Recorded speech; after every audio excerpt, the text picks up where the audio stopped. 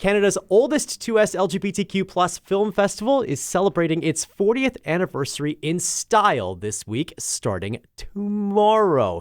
9 feature-length presentations, a short film celebration, a special screening at the Canadian Museum for Human Rights, and a festival reception, all designed to help celebrate the anniversary of the Real Pride International Film Festival in style. Greg Klassen is with the festival. Join us live in the Classic 107 studios this morning. Nice to see you. Nice to see you too, Nolan. So, we got to ask how things are shaping up here on the eve of the 40th anniversary of the festival. We open tomorrow, finally.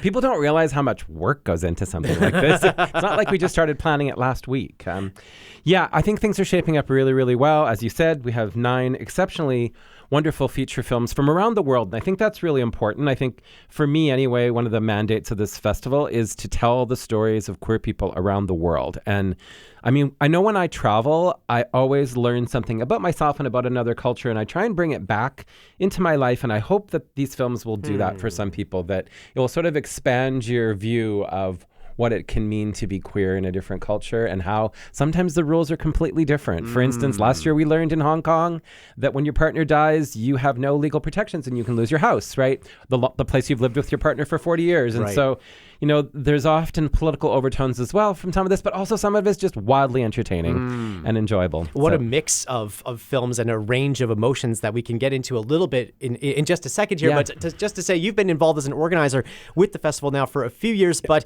you've been attending this festival for quite a lot longer in its early years. What were those experiences like for you, and what did they mean for you in your journey? Yeah, that's a great question.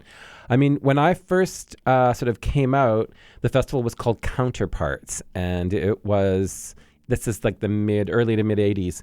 And I forget exactly, I forget where it was exactly being shown, the films were being shown, but it was certainly an incredibly important thing for me, but it's such a different world then, right?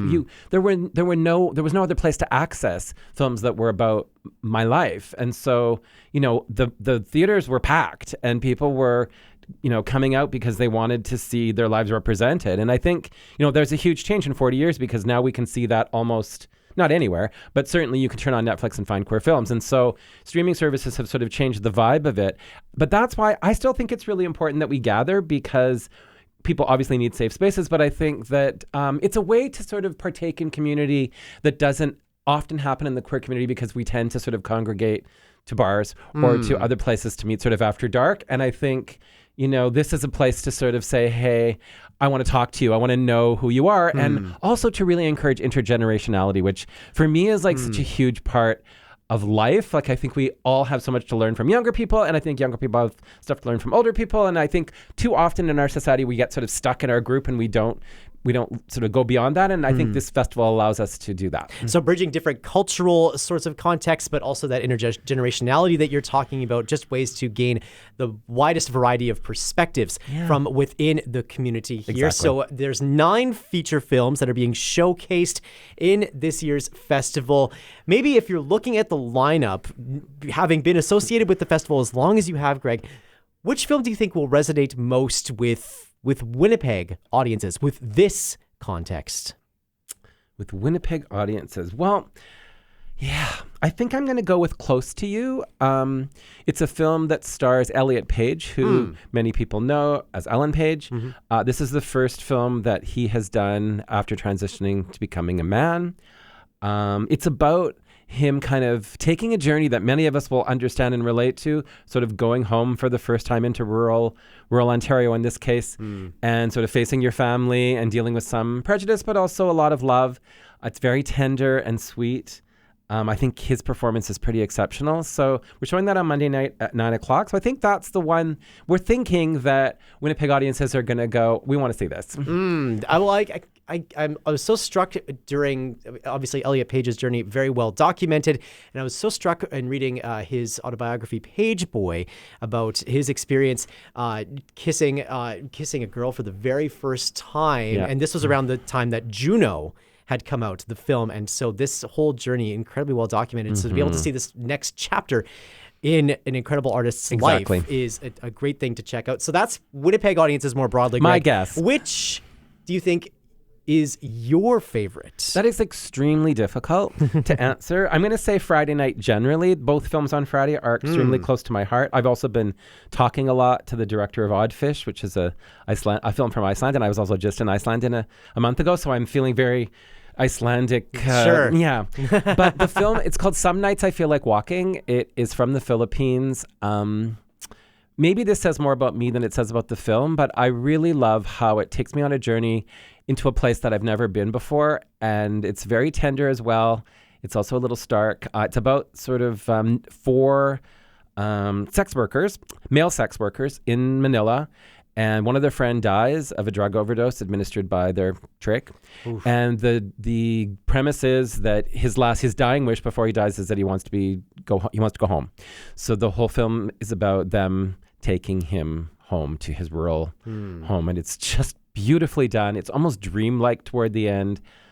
It's really tender. It's really about how people find dignity in all kinds of circumstances, I think, and also just the acting is so good. Wow. It's just one of those films that you're kind of like, it's sort of too good to be true in a weird way, because it's not a world I've lived in or really know, Sure. but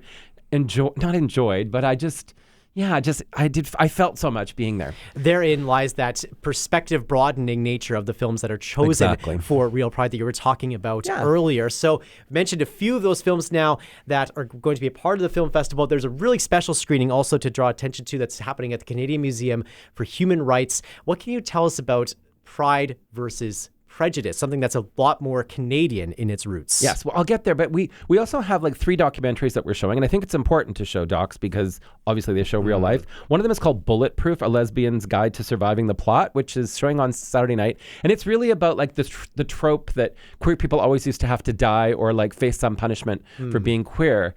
Taking sort of examples out of popular movies and stuff. So it's really fun. I've been enjoying talking to that director too. And there's a film called Assembly, which we open with, which is sort of a celebration of Black culture in New York City. So those are 2 other documents. But the one you're talking about, Pride versus Prejudice, I have seen it.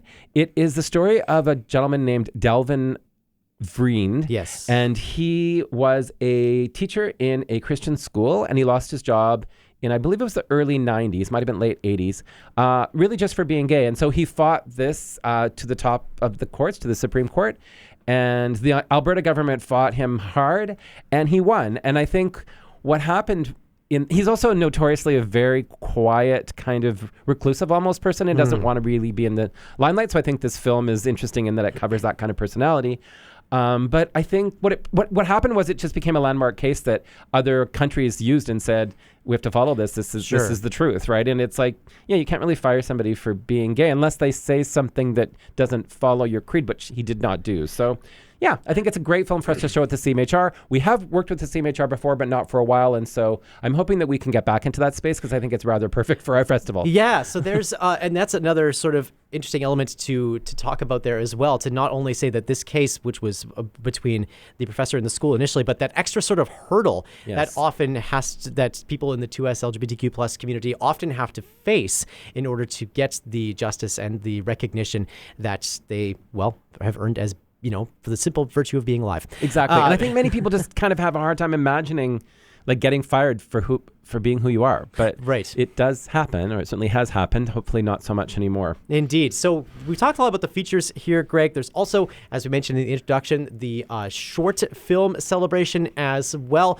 What does that look like? And maybe aside from the medium, how do those films maybe draw a distinction from their feature-length counterparts? Well, this is probably the most fun part of the festival. It used to be on Thursday night. This year, it's 1:00 on Saturday at the Gas Station Theater. They chose from 111 short films. They narrowed it down to 12. The main thing here, too, is that it's Canadian only. And there's 5 awards that are presented as well, including one where the audience gets to choose their favorite. So it's kind of a little more like interactive for the audience. And it's also just like, it's the kind of thing I've been promoting the arts for a long time. I used to promote mixed repertoire at the ballet. When you promote it, it's like, it's a smorgasbord, right? If you don't like something that you're watching, it'll be over in 5 to 10 minutes and there's something else that you can check out. So I think it gets a broad cross section of sort of queer life in 2025.